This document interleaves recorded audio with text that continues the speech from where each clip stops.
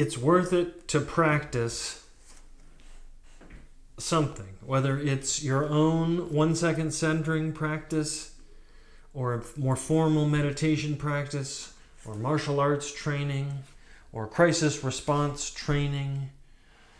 It's worth it to practice something so that even though nothing can actually fully replicate the experience of being in the room with a client and doing that work and noticing what is going on in your body and working with that, there are things that you can do to kind of prepare for that and to also have a little bit of a structure in place so that you can not get completely blindsided, completely blown off. So sometimes a client gets escalated seemingly out of nowhere and we can get surprised. We can get caught off guard, and often without experience, a therapist can freeze or dissociate, whatever your personal style is.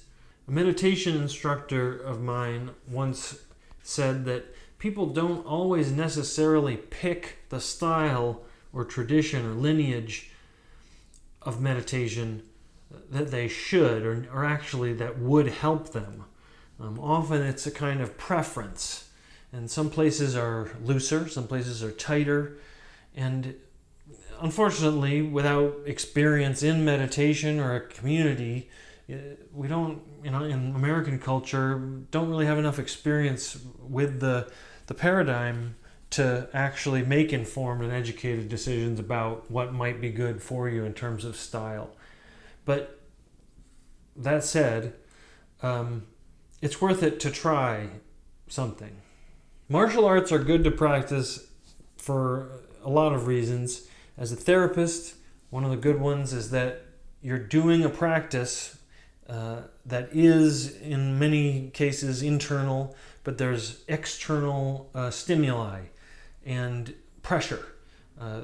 Depending on the type of martial art, place you go, many different variables, different structures, different focus.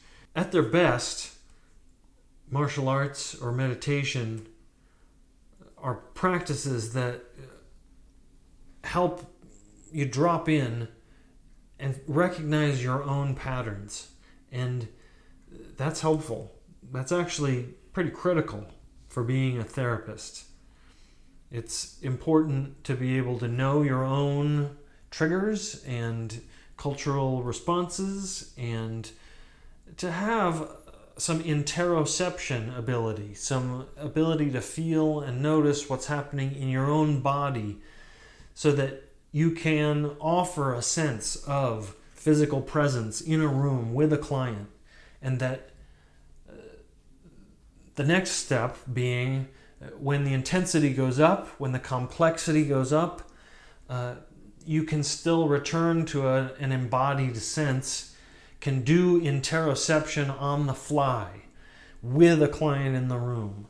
And that can be pretty sophisticated, but with practice and experience, you can learn to touch in to these things more quickly and smoothly and subtly. And eventually, the client might not even notice that you've actually been thrown off, come back, and that you're still engaged.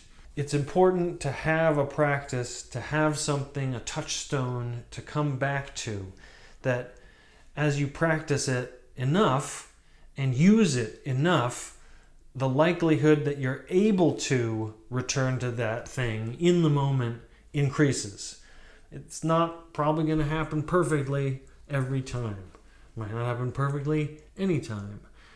But again, as you're in the middle of something and everything's getting a little more chaotic and there are a lot of variables, it helps to have something that you can come back to and return to the room as opposed to checking out.